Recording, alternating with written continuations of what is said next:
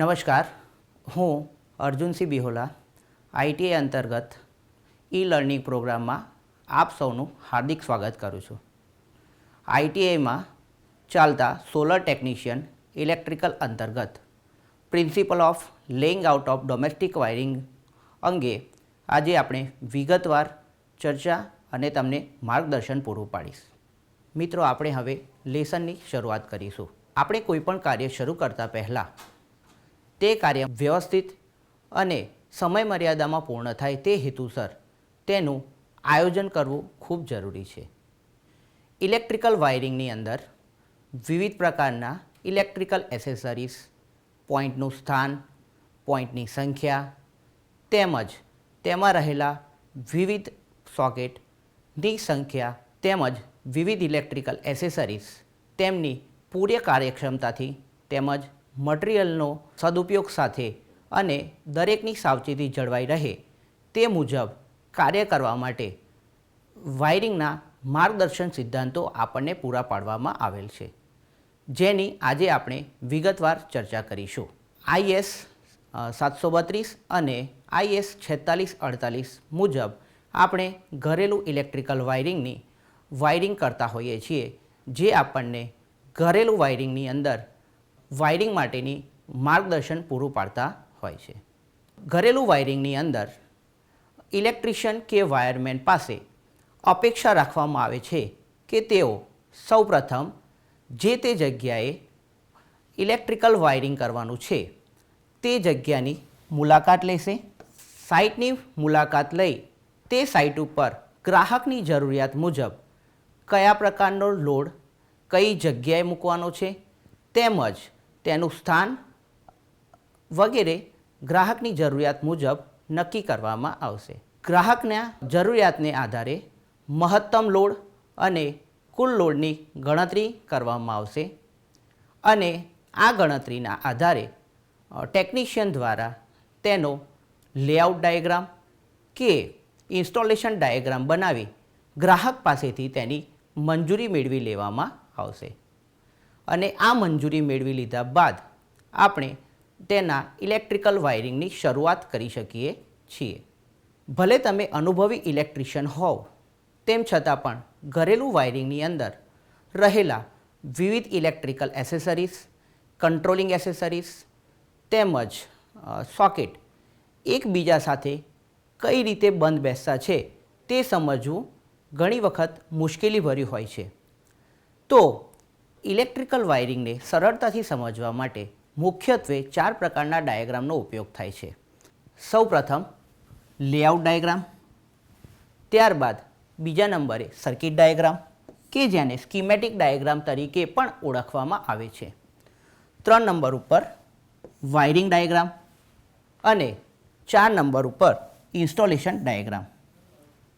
હવે આપણે આ 4 ડાયાગ્રામનો વિગતવાર ચર્ચા કરીશું. સૌપ્રથમ લેઆઉટ ડાયાગ્રામ.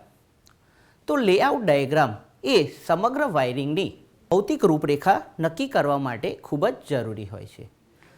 લેઆઉટ ડાયાગ્રામ એ સર્કિટની ડિઝાઇનને બતાવવા માટેની એક ડ્રોઈંગ રિપ્રેઝેન્ટેટિવની રીત છે. ખાસ કરીને વાયરિંગ ડાયાગ્રામથી અજાણ્યા વ્યક્તિ કે જે ઇલેક્ટ્રિશિયનના જાણકાર હોતા નથી તે વ્યક્તિને ઇલેક્ટ્રિકલ સર્કિટ ખરેખર કયા હેતુસર ડિઝાઇન કરવામાં આવેલી છે તેનું માર્ગદર્શન પૂરું પાડવાનો હોય છે. ઘણી વખતે નાના મકાનોમાં કે જ્યાં ઇલેક્ટ્રિકલ વાયરિંગ અથવા તો ઇલેક્ટ્રિકલની જરૂરિયાતો ઓછી હોય છે ત્યાં ગાડી ગ્રાહક દ્વારા મૌખિક રીતે તેમની જરૂરિયાતો કહેવામાં આવે છે, જ્યારે મોટા મકાનોની અંદર ઘણી વખતે તે ઇલેક્ટ્રિકલની જરૂરિયાતો ડ્રોઈંગ સ્વરૂપે પૂરી પાડવામાં આવે છે. લેઆઉટ ડાયાગ્રામ એ ફક્ત આપણને ઇલેક્ટ્રિકલ એસેસરીઝની ભૌતિક સ્થાનની માહિતી આપે છે તેમજ તે કઈ રીતે કાર્ય કરે છે તેની માહિતી આપ્યા વગર સર્કિટ કયા હેતુસર ડિઝાઇન કરવામાં આવેલી છે તેનું માર્ગદર્શન આપણને પૂરું પાડે છે. આકૃતિ નંબર 1ની અંદર આપણી સરળ સમજૂતી માટે એક લેમ્પનું 2 સ્વતંત્ર જગ્યાએથી સ્વતંત્ર જોડાણ માટેનો લેઆઉટ ડાયાગ્રામ આપેલો છે, જે આપણે જોઈશું. અહીંયા આકૃતિની અંદર એક લેમ્પનું બે અલગ અલગ જગ્યાએથી સ્વતંત્ર જોડાણ માટેનો લેઆઉટ ડાયાગ્રામની અંદર ઇલેક્ટ્રિકલ એસેસરીઝને વિશેષ સિમ્બોલ વડે દર્શાવવામાં આવેલ છે, જેની અંદર લેઆઉટ ડાયાગ્રામની અંદર આપણને વાયરિંગ સપાટીની ઉપર છે કે સપાટીની અંદર છે, તેમજ વાયરિંગ અપ છે કે ડાઉન છે, તેમજ વાયરિંગની અંદર નંબર ઓફ વાયરની સંખ્યા તે અંગેની માહિતી પણ આપણને પૂરી પાડવામાં આવે છે. તેમજ લેઆઉટ ડાયાગ્રામમાંથી આપણને વિવિધ એસેસરીઝ વચ્ચેનું અંતર પણ પૂરું પાડવામાં આવે છે. તો લેઆઉટ ડાયાગ્રામ દ્વારા આપણે વિવિધ ઇલેક્ટ્રિકલ એસેસરીઝ વચ્ચેનું અંતર, તેમનું સ્થાન, તેમજ વાયરિંગ અપ કે ડાઉન, તેમજ વાયરિંગમાં નંબર ઓફ વાયરની સંખ્યા વિશે જાણકારી મેળવી શકીએ છીએ. લેઆઉટ ડાયાગ્રામ વિશે આપણે જે ચર્ચા કરેલી તે આ માહિતી અહીંયા સામેલ છે. લેઆઉટ અને ઇન્સ્ટોલેશન ડાયાગ્રામના આધારે સૌપ્રથમ ઇલેક્ટ્રિશિયન દ્વારા કામના વ્યવસ્થિત અને સારી રીતે થઈ શકે તે માટે સર્કિટ ડાયાગ્રામ તૈયાર કરવામાં આવે છે. તો હવે આપણે સર્કિટ ડાયાગ્રામ વિશે વિગતવાર ચર્ચા કરીશું. સર્કિટ ડાયાગ્રામને સ્કીમેટિક ડાયાગ્રામ તરીકે પણ ઓળખવામાં આવે છે. લેઆઉટ ડાયાગ્રામ અને ઇન્સ્ટોલેશન ડાયાગ્રામના આધારે ઇલેક્ટ્રિશિયન વિવિધ ઇલેક્ટ્રિકલ એસેસરીઝ વચ્ચેનું ઇલેક્ટ્રિકલ કનેક્શન સારી રીતે ઓળખી શકે અને મુશ્કેલીઓ ઓછી થાય તે માટે તેને સર્કિટ ડાયાગ્રામ દોરવો જોઈએ.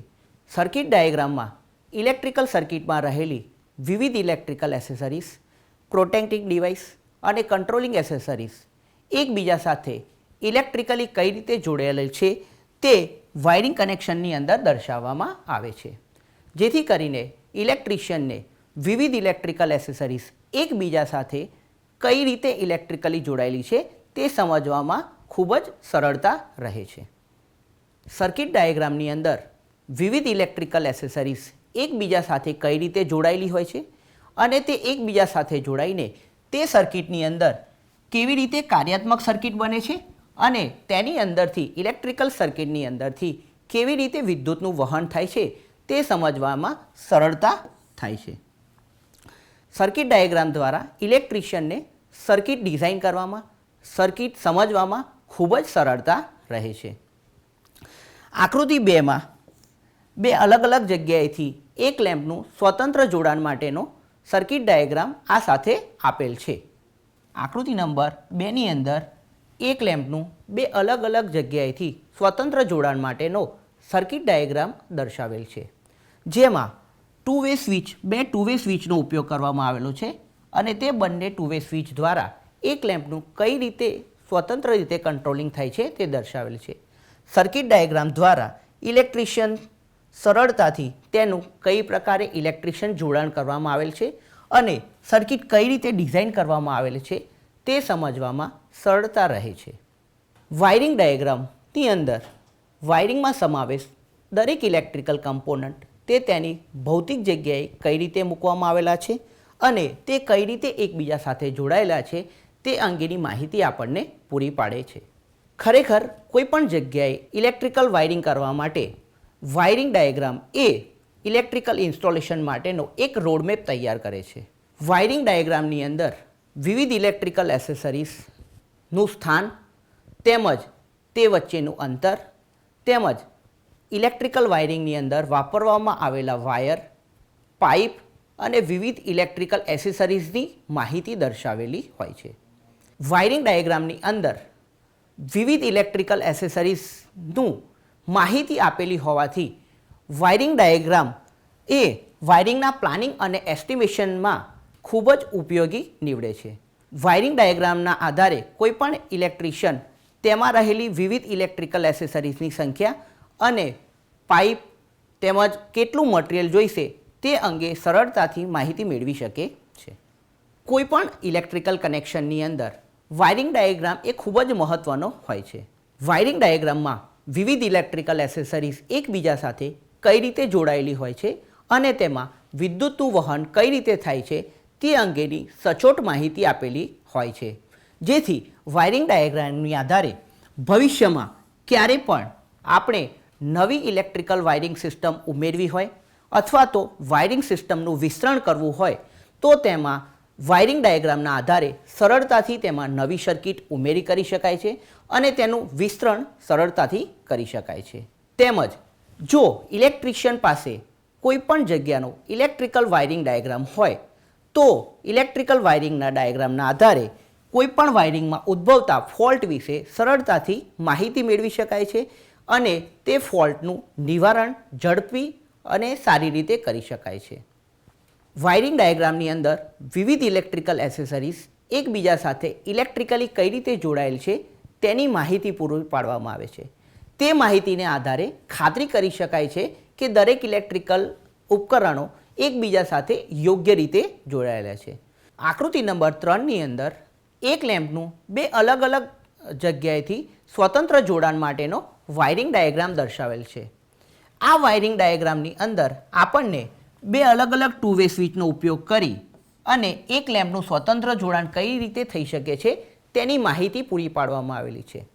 આ વાયરિંગ ડાયાગ્રામ દ્વારા કોઈ પણ ટેકનિશિયન તેમાં રહેલી સ્વિચનું ઇલેક્ટ્રિકલ કનેક્શન તેમજ તેમાં કેટલા વાયર અને કઈ જગ્યાએથી અને કયા પ્રકારનું મટીરિયલની જરૂરિયાત પડશે તેના વિશે પ્લાનિંગ અને એસ્ટિમેશન કરી શકે છે.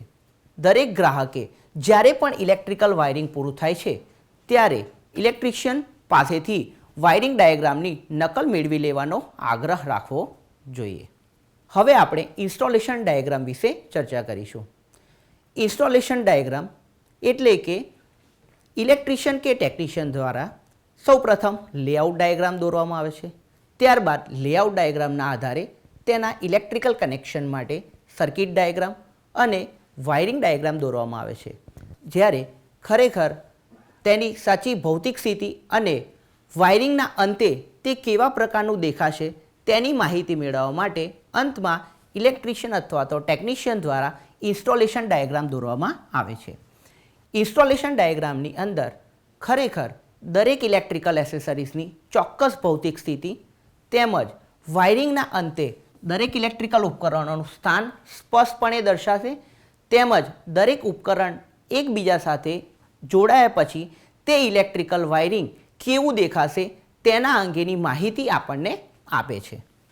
આકૃતિ નંબર 4ની અંદર આપણને એક લેમ્પનું બે અલગ અલગ જગ્યાએથી સ્વતંત્ર જોડાણ માટેનો ઇન્સ્ટોલેશન ડાયાગ્રામ આપેલ છે. આ ઇન્સ્ટોલેશન ડાયાગ્રામના આધારે આપણે જોઈ શકીએ છીએ કે અલગ અલગ સ્વિચનું તેનું સ્થાન ચોક્કસ કઈ જગ્યાએ હોઈ શકશે તેમજ કઈ જગ્યાએથી તે પસાર થશે તેની માહિતી આપણને સ્પષ્ટપણે ઇન્સ્ટોલેશન ડાયાગ્રામના આધારે મેળવી શકીએ છીએ. તેમજ ઇન્સ્ટોલેશન ડાયાગ્રામના આધારે આપણે જોઈ શકીએ છીએ કે વાયરિંગના અંતે તે ખરેખર તેનો દેખાવ કેવો હશે તેની સ્પષ્ટપણે માહિતી આપણને પૂરી પાડે છે. સરફેસ વાઇન્ડિંગ માટે આપણે ઇન્સ્ટોલેશન ડાયાગ્રામનો ઉપયોગ કરતા હોઈએ છીએ. ઇલેક્ટ્રિશિયન દ્વારા જે વ્યક્તિ ઇલેક્ટ્રિકલનો જાણકાર નથી તેની સરળ સમજૂતી માટે વિવિધ પ્રકારના આપણે 4 ડાયાગ્રામ વિશેનો અભ્યાસ કર્યો. તે ડાયાગ્રામના આધારે ખરેખર ઇલેક્ટ્રિકલ સર્કિટ કઈ રીતે જોડાયેલી છે, તેમનું ભૌતિક સ્થાન અને તે કઈ રીતે કાર્ય કરે છે તે વિશે વિગતવાર માહિતી મેળવી. હવે આપણે કોઈ પણ ઇલેક્ટ્રિકલ કનેક્શન માટે સૌથી મહત્ત્વનું હોય છે કે તે ગુણવત્તાસભર અને સલામતીયુક્ત હોય. તો કોઈપણ ઇલેક્ટ્રિકલ કનેક્શન ગુણવત્તાયુક્ત અને સલામતીપૂર્ણ હોય તે માટે આપણને ભારતમાં BIS અને NEC દ્વારા વાયરિંગ ઇન્સ્ટોલેશનને લગતા વિવિધ કોડ આપણને આપવામાં આવેલા હોય છે, જે ઇલેક્ટ્રિશિયન અને ટેકનિશિયન માટે ઘરેલું વાયરિંગ માટેના માર્ગદર્શિકા તરીકે કાર્ય કરે છે. તો હવે આપણે BIS અને NEC વાયરિંગ ઇલેક્ટ્રિશિયનને લગતા કોડ વિશે વિગતવાર ચર્ચા કરીશું. BIS અને NECનું મુખ્ય કાર્ય ઇલેક્ટ્રિકલ વાયરિંગ માટેના ધારાધોરણો નક્કી કરવાનું હોય છે, જેથી કરી દરેક ઇલેક્ટ્રિકલ વાયરિંગ ગુણવત્તાયુક્ત અને દરેકની સલામતી જળવાઈ રહે તે તેનો મુખ્ય હેતુ હોય છે. કોઈપણ ઇલેક્ટ્રિકલ વાયરિંગ BIS અને NECના ધારાધોરણો મુજબ ઇલેક્ટ્રિકલ વાયરિંગ કરવામાં આવેલું હશે તો આપણે ખાતરી કરી શકીએ છીએ કે તે ગુણવત્તાસભર અને સલામતી ક્ષેત્રે યોગ્ય હશે. ઘરેલું વાયરિંગ માટે BIS અને NEC દ્વારા વિવિધ માર્ગદર્શિતાઓ પૂરી પાડવામાં આવેલી હોય છે, જે ઇન્ડિયન ઇલેક્ટ્રિસિટી રૂલ 1996ની જરૂરિયાતોને પૂર્ણ કરે છે, જેથી કરીને ઇલેક્ટ્રિકલ વાયરિંગની અંદર થતા અકસ્માતોનું પ્રમાણ ઘટાડી શકાય અને BIS અને NEC દ્વારા આપવામાં આવતા માર્ગદર્શિતાઓનું સમયાંતરે અપડેટ કરવામાં આવતું હોય છે. આ કોડના આધારે ઘરેલું વાયરિંગ માટે BIS દ્વારા અમુક કોડ આપવામાં આવેલા છે, જેની આપણે BIS દ્વારા ઘરેલું વાયરિંગ માટેના માર્ગદર્શિકાઓ આપેલી છે, જેના આધારે ઇલેક્ટ્રિકલ વાયરિંગ કરવામાં આવતું હોય છે, જેમાં IS 732/1989ના આધારે તેમજ IS 4648ને અનુરૂપ કોઈ પણ ઘરેલું વાયરિંગની રચના કરવામાં આવતી હોય છે. આ કોડના આધારે દરેક ઇલેક્ટ્રિકલ એસેસરીઝનું સ્થાન તેમજ તેની યોગ્ય જગ્યા નક્કી કરવામાં આવે છે, જેથી કરીને દરેક ઇલેક્ટ્રિકલ એસેસરીઝનો મહત્તમ અને સારી રીતે ઉપયોગ થઈ શકે. બ્યુરો ઓફ ઇન્ડિયન સ્ટાન્ડર્ડ દ્વારા કોઈ પણ ઘરેલું વાઇન્ડિંગ કરવા માટે ટેકનિશિયન અને ઇલેક્ટ્રિશિયન માટે જરૂરી માર્ગદર્શિતાઓ પૂરી પાડવામાં આવે છે. તો સૌપ્રથમ આપણે ઘરેલું વાયરિંગની અંદર કયા પ્રકારનો વાયરિંગનો ઉપયોગ કરવામાં આવે છે તેના વિશે ચર્ચા કરીશું. Bureau of Indian standard BIS દ્વારા ઘરેલું વાયરિંગ માટેની વિવિધ માર્ગદર્શિતાઓ આપવામાં આવેલી હોય છે, જેમાં ઘરેલું વાયરિંગની અંદર વિવિધ પ્રકારના ઇલેક્ટ્રિકલ વાયરિંગનો આપણે ઉપયોગ કરી શકીએ છીએ, જે નીચે મુજબ છે.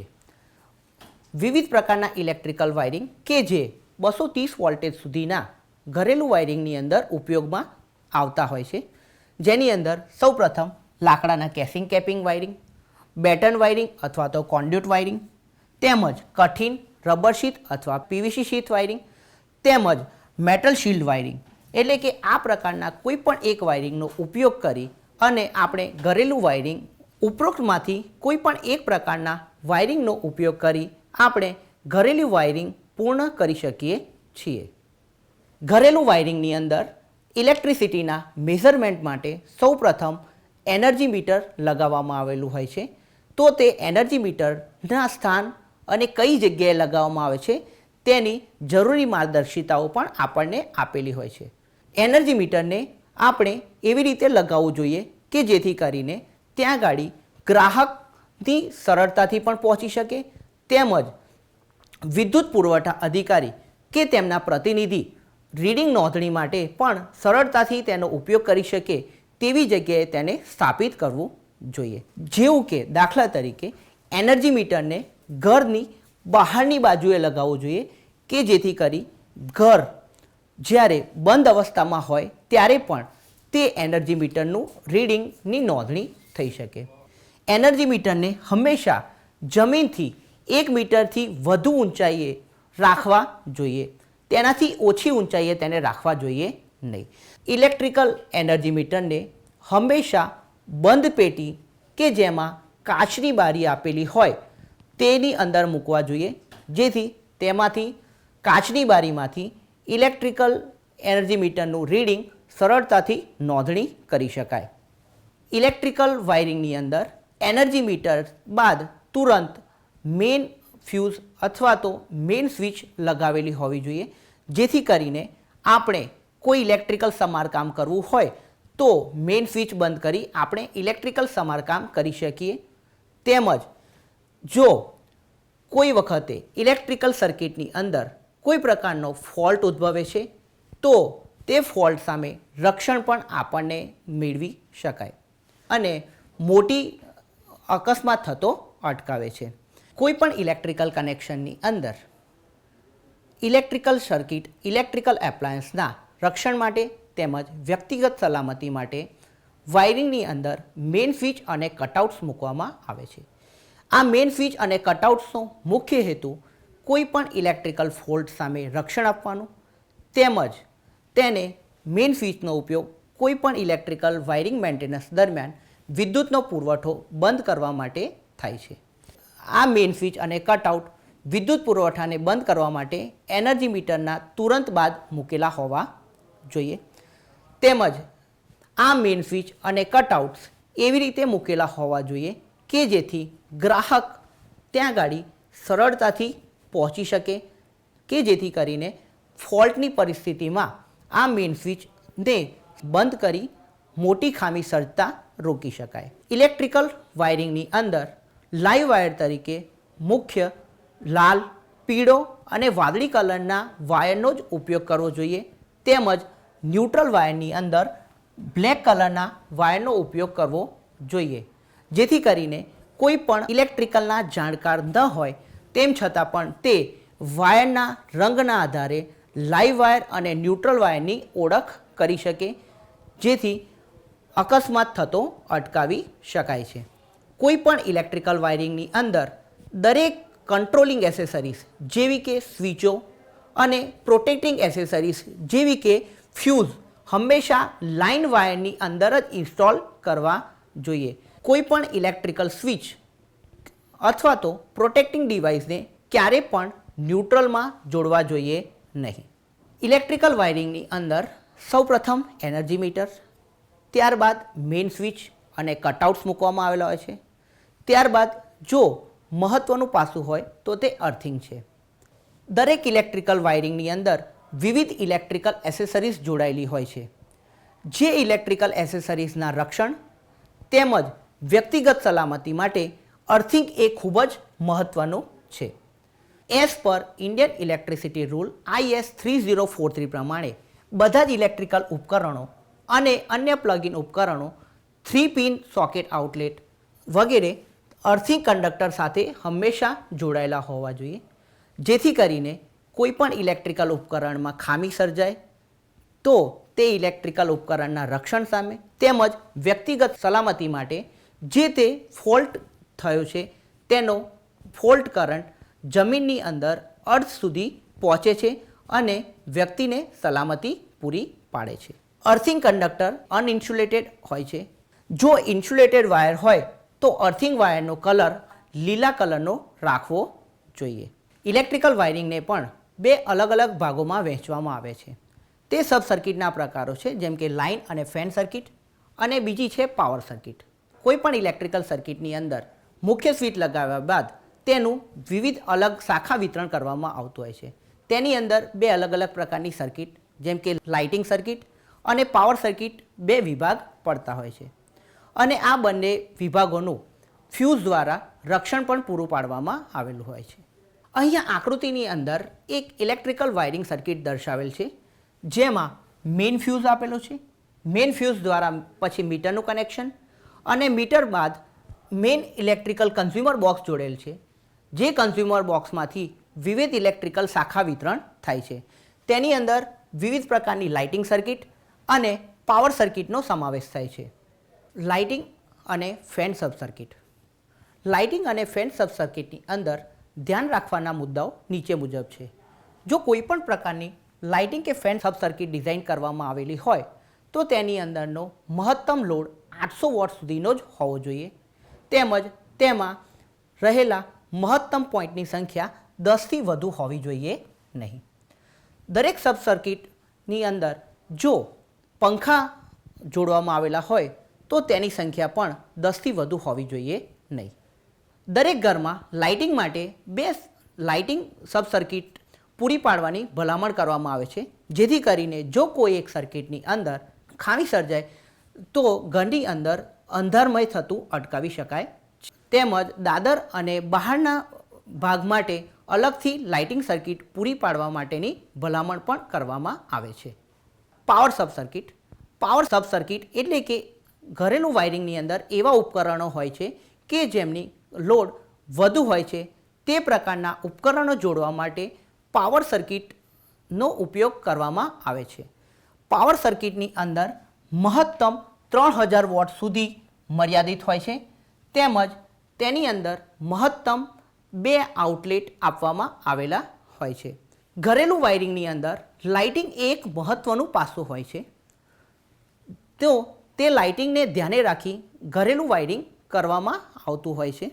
કોઈ પણ ઘરેલું વાયરિંગની અંદર લાઇટિંગ જે તે વિસ્તારની લાઇટિંગને કંટ્રોલ કરવા માટે તે જગ્યાએ એક સ્વિચ મૂકવામાં આવે છે, અને તે સ્વિચ માટે બારી બારણા કે દરવાજા દ્વારા અવરોધિત ન હોય તેવી રીતે તેને મૂકવી જોઈએ. તેમજ તમામ પ્રકારના લાઇટ ફિટિંગ ફ્લોરથી 2.25 મીટરની ઊંચાઈએ મૂકવા જોઈએ કે જેથી તેનો મહત્તમ ઉપયોગ થઈ શકે.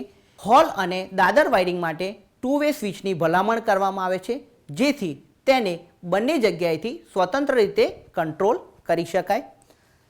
સામાન્ય રીતે ઘરમાં કે જે જગ્યાએ અંધારું હોય છે ત્યાં ગાડી સ્વપ્રકાશિત હોય તેવી સ્વિચોનો ઉપયોગ કરવા માટેની ભલામણ કરવામાં આવે છે. બેડરૂમ જેવી જગ્યાઓમાં બંને જગ્યાએથી એટલે કે બેડરૂમની પાસેથી પણ નિયંત્રિત થઈ શકે તેવી વાયરિંગ કરવા માટેની ભલામણ કરવામાં આવે છે. તેમજ ઘરેલું વાયરિંગની અંદર બાથરૂમમાં સીલિંગ લાઇટનો ઉપયોગ કરવા માટેની ભલામણ કરવામાં આવે છે. તેમજ જો બાથરૂમમાં સ્વિચ મૂકેલી હોય તો તે બાથટબ અથવા તો શાવરની નજીક ન હોય તે રીતે મૂકવી જોઈએ જેથી કરીને આપણે અકસ્માત અટકાવી શકીએ. અને ઘરની અંદર વિવિધ ભાગોમાં ઇલ્યુમિનેશન લેવલ કેટલું હોવું જોઈએ તેના માટેનું ટેબલ આ સાથે સામેલ છે. BIS દ્વારા ઇલ્યુમિનેશન લેવલ લક્સ લેવલ કેટલું હોવું જોઈએ તેનું માહિતી આપેલી છે. ઘરેલું વાયરિંગની અંદર કોઈ પણ પોર્ટેબલ ઇલેક્ટ્રિકલ ઉપકરણોને ચલાવવા માટે તેની અંદર 3 પિન 6 એમ્પિયર અને 16 એમ્પિયરના સોકેટ આઉટલેટ પૂરા પાડવામાં આવે છે અને તે 3 પિન સોકેટ આઉટલેટ અર્થિંગ સાથે કાયમી રીતે જોડાયેલા હોવા જોઈએ.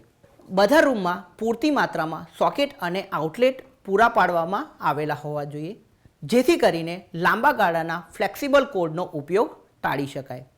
ઘણી વખતે ફ્લેક્સિબલ કોર્ડના આધારે અકસ્માત થવાની શક્યતાઓ વધી જતી હોય છે. ઘરેલું વાયરિંગની અંદર 6 એમ્પિયરના સોકેટ આઉટલેટ હંમેશા 130 સેન્ટીમીટરની સપાટીએ મૂકવા જોઈએ. તેમજ જો તે સોકેટ અથવા તો આઉટલેટ બાળક પહોંચી શકે તેવી હાઇટ ઉપર હોય તો તે હંમેશા શટર અથવા ઇન્ટરલોક્ડ સોકેટ આઉટલેટ હોવા જોઈએ. અને જો ઉપકરણોમાં જો ઘરેલું વાયરિંગની અંદર 16 એમ્પિયરના સોકેટનો ઉપયોગ કરવામાં આવેલો હોય તો તેને 2 પોલ MCB દ્વારા રક્ષણ પૂરું પાડેલું હોવું જોઈએ. ઘરેલું વાયરિંગની અંદર જો બાથરૂમની અંદર સોકેટ મૂકવામાં આવેલું હોય તો તેને હંમેશા 130 સેન્ટીમીટર ઓછી ઊંચાઈએ મૂકવા જોઈએ નહીં. તેમજ કોઈ પણ 3 પિન સોકેટ આઉટલેટ સાથે મલ્ટિપલ ઉપકરણોનું જોડાણ કરવું જોઈએ નહીં. ઘરેલું વાયરિંગની અંદર 3 પિન 6 એમ્પિયર અને 16 એમ્પિયરના કેટલા સોકેટ પૂરા પાડવામાં આવે છે તેની માહિતી આ સાથે ટેબલ નંબર 2ની અંદર આપવામાં આવેલી હોય છે. ઘણી વખતે તે ઘરની સાઇઝ મુજબ પણ અને કાર્ય પ્રમાણે બદલાતા હોય છે. સામાન્ય રીતે બેડરૂમની અંદર પોર્ટેબલ ઇલેક્ટ્રિકલ ઉપકરણ ચલાવવા માટે 6 એમ્પિયરના 2 થી 3 સોકેટ અને 16 એમ્પિયરનું એક સોકેટ પૂરું પાડવું જોઈએ. તેમજ કિચનમાં ઘણી વખતે આપણે પોર્ટેબલ ઉપકરણ જેવા કે ઓવન અથવા તો ગ્રાઇન્ડર મિક્સર ચલાવવા માટે તેની અંદર 6 એમ્પિયરના એક અને 16 એમ્પિયરના 2 સોકેટ પૂરા પાડવામાં આવે છે. તેમજ દરેક રૂમની અંદર જો એર કન્ડિશન લગાવેલું હોય અથવા તો કિચનની અંદર રેફ્રિજરેશન લગાવેલું હોય તો તેના માટે 16 એમ્પિયરનો અલગથી 3 પિન સોકેટ પૂરો પાડવામાં આવે છે. અને બાથરૂમની અંદર 6 એમ્પિયરનો એક અને ઇલેક્ટ્રિકલ ગીઝર કે હીટર લગાવેલો હોય તો તેના માટે 16 એમ્પિયરનો સોકેટ કે આઉટલેટ પૂરું પાડવામાં આવે છે. ઇલેક્ટ્રિકલ ફેન ખાસ ઇલેક્ટ્રિકલ બોક્સ વાયરિંગ સાથે જોડાયેલા હોવા જોઈએ. તેમજ તે ફ્લોરથી ઓછામાં ઓછા 2.75 મીટર હાઇટ ઉપર લગાવેલા હોવા જોઈએ. તેમજ દરેક ઇલેક્ટ્રિકલ ફેનને સ્વતંત્ર સ્વિચ તેમજ રેગ્યુલેટર દ્વારા નિયંત્રણ કરેલા હોવા જોઈએ. તેમજ દરેક ઇલેક્ટ્રિકલ ફેન કે જે છત સાથે હૂક વડે જોડાયેલો હોય છે ત્યાં રબરનો બુશ દ્વારા તેને જોડવું જોઈએ. આજે આપણે ઘરેલું વાયરિંગ માટેના સિદ્ધાંતો વિશે ચર્ચા કરી જેની અંદર વાયરિંગની સરળ સમજૂતી મળી રહે તે માટે ઇલેક્ટ્રિશિયન દ્વારા વિવિધ પ્રકારના ઇલેક્ટ્રિકલ ડાયાગ્રામ દોરવામાં આવે છે, જેવા કે layout diagram, circuit diagram, wiring diagram અને ઇન્સ્ટોલેશન ડાયાગ્રામ. તેમજ ત્યારબાદ BIS અને NEC અંતર્ગત વિવિધ પ્રકારના ઘરેલું વાયરિંગ માટેના નિયમો અથવા તો સિદ્ધાંતો આપવામાં આવેલા છે, જેના વિશે આપણે વિગતવાર ચર્ચા કરી છે. BISનો અર્થ શું છે, એટલે કે BISનું પૂરું નામ જણાવો. 1. બ્રિટિશ ઔદ્યોગિક ધોરણ, વ્યાપાર નવીનતા ધોરણ, ભારતીય માનક બ્યુરો, મૂળભૂત ભારતીય પ્રણાલી. તો BISનું પૂરું નામ છે બ્યુરો ઓફ ઇન્ડિયન સ્ટાન્ડર્ડ, કે જેનું કાર્ય ઘરેલું વાયરિંગ માટેના ધારાધોરણો નક્કી કરવાનું છે, કે જેથી કરીને વાયરિંગમાં સલામતી અને વિશ્વસનીયતા જળવાઈ રહે. પ્રશ્ન નંબર 2. આકૃતિમાં અહીં આપેલ ડાયાગ્રામનું નામ શું છે? તો આકૃતિમાં જે ડાયાગ્રામ આપેલો છે તે દાદર wiring, godown wiring, hostel wiring કે ટનલ વાયરિંગ. અહીંયા આકૃતિમાં 2 સ્વિચ વડે એક લેમ્પનું જોડાણ માટેનો ડાયાગ્રામ આપેલો છે, જે દાદર વાયરિંગ દર્શાવે છે. પ્રશ્ન નંબર 3.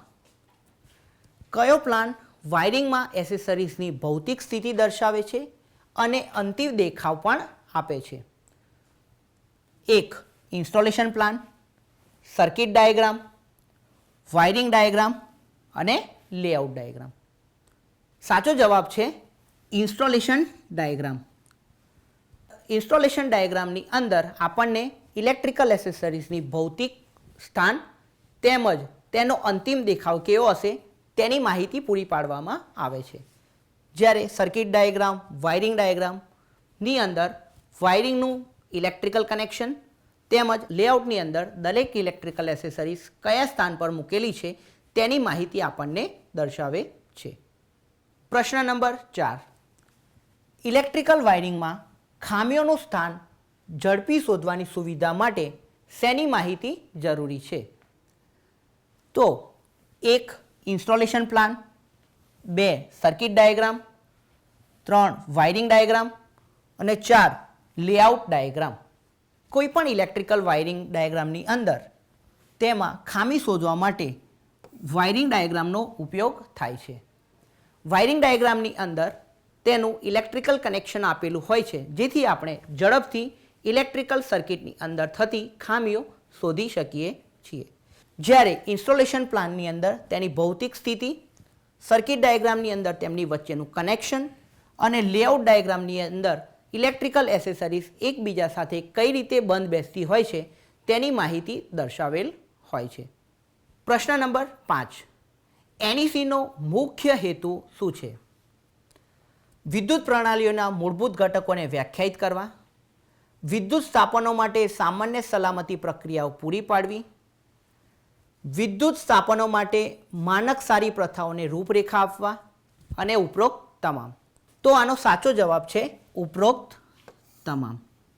નેશનલ ઇલેક્ટ્રિસિટી કોડનો મુખ્ય હેતુ દરેક ઇલેક્ટ્રિકલ વાયરિંગના ઉપકરણો માટેના ધારાધોરણો, તેમનું પરીક્ષણ અને નિરીક્ષણ માટેની માર્ગદર્શિતાઓ પૂરી પાડવાનો હોય છે, જેથી તેનો સાચો જવાબ હશે ઉપરોક્ત તમામ. પ્રશ્ન નંબર 6. લાઇટ અને ફેન સબ સર્કિટ પરનો ભાર કેટલા વોટ સુધી અને કેટલા પોઈન્ટ સુધી મર્યાદિત રાખવામાં આવે છે? Option A 1000 watt 10 point, 600 watt 8 point, 400 watt 6 point અને 800 વોટ 10 પોઈન્ટ.